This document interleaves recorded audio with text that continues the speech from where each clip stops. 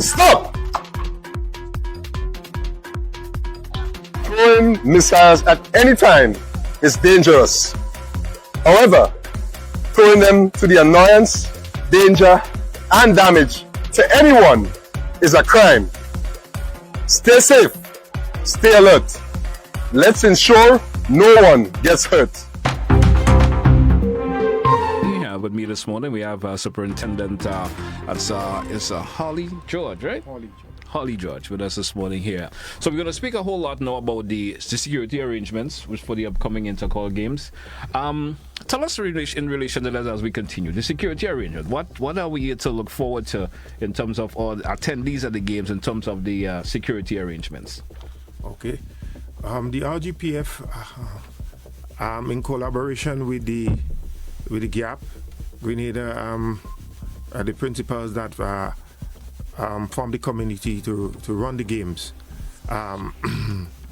We are working along with them, and we have organized our security arrangements for the games, which involves about 50 private security officers and a large contingent of police officers. So expect to see, when you come to the games, a heavy presence of security officers. On entrance, patrons entering the games at the various gates, you'll be met by the private security and officers. There you will be screened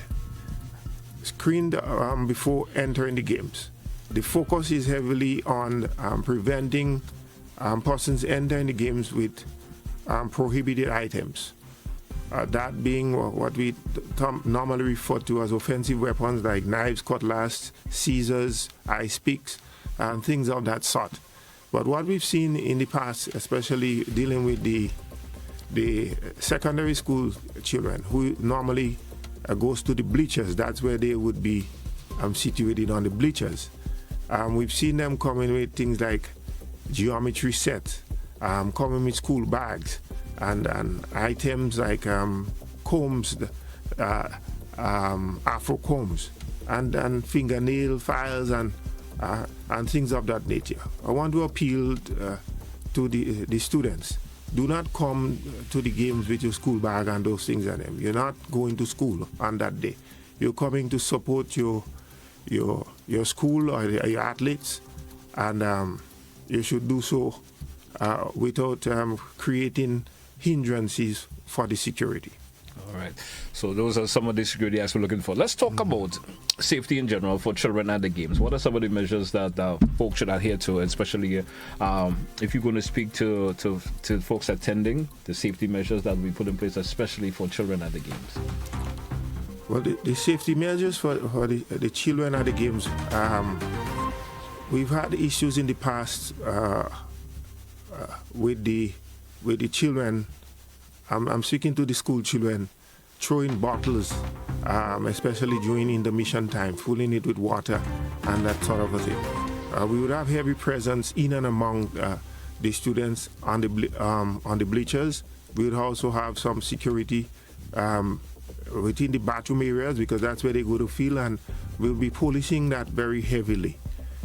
We also have a command post where we have reserve officers, and we have officers at the various levels. The stadium has 4 levels, so we have officers at every level. We have officers that are detailed to deal with children if they get lost, or if persons have incidents or issues, we direct them to the command post. So there would be officers everywhere addressing issues as they arise. Okay, great. Now, there's always those do's and don'ts concerns that the RGP will have, especially at the game. What are those important do's and don'ts that you will, of course, would like to adhere to? Yeah.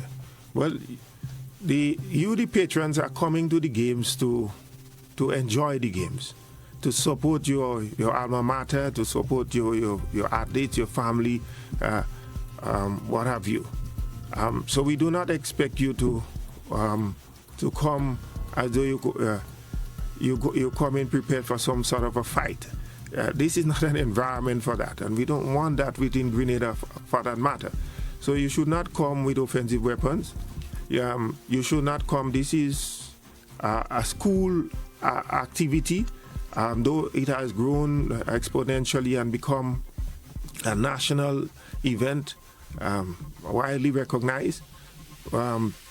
We believe this standard of security, and we do not want people coming with alcohol. Do not come with drugs. Do not come with firearm, whether licensed or unlicensed.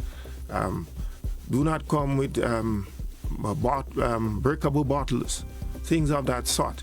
You're allowed to come with your cooler with some drinks, but it should not have breakable bottles, neither alcohol. No alcohol would be sold at the games. And I could speak to a little bit about vending here as beyond that. There are a number of persons out there who take the opportunity to vend at such events. There will be no vending, strictly no vending around the stadium. The area allocated for vending is on the seaside from the Green Bridge back to the Lacroix crematorium. And that seaside area there, that's allocated for vending, but no vending after you pass the Green Bridge going up to Cherry Hill, the Ring Road area, strictly no vending, and that would be heavily enforced, all right, because that's where some of the issues lie with the glass bottles. Yeah, they sell their drinks in glass bottles, and so we're trying to prevent and minimize possible incidents that could come out or occur from those things. And right. What about concerns in terms of, or maybe warnings you would like to put out now that especially for vendors who sell alcohol to students who will be attending the game, or children in particular, especially at that particular vending zone, is no one should be allowed to sell alcohol to children or school children per se? Well, yeah, that's especially the law. in school uniform. Yes, that's the law. People who sell alcohol, once you have a license, you must be aware that what the regulation says with regards to selling alcohol to minors. That's a no-no, and that's an area we seriously need to, on a broader level, enforce, because it's not just relative to the Intercol Games. We've seen what the situation is within Grenada with the consumption of alcohol, and younger boys and girls are getting involved in the use of alcohol. Where they getting it from? They purchasing it from the stores. So we want to appeal to the vendors and in a broader sense, people who sell alcohol, to pay particular attention to that law, that you should not sell alcohol to minors. Viewing public. All right. Well, we know, of course, our focus conversation this morning will be on the 25 Intercol Games that is coming up. And when do the traffic arrangements takes effect? Well, the traffic arrangement will take effect from 9 o'clock in the morning. 9 a.m. 9 o'clock in the morning, and on each day. On each day. Yeah. All right. What is maybe you could speak to the public and relates the importance of adhering to the traffic arrangement. What penalties can derive from individuals who decides, well, I'm not going to pay attention to the arrangement that has been thrown out there by the traffic department. Yeah, it is critical that the general public adhere to the traffic arrangement, or adhere to the rules, because adhering to those rules will ensure that we have a smooth flow of traffic in and out of the games. Persons who violate will definitely be charged for the offense that they have committed.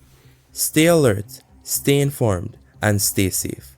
For more important updates, don't forget to like, subscribe, and follow us across all platforms.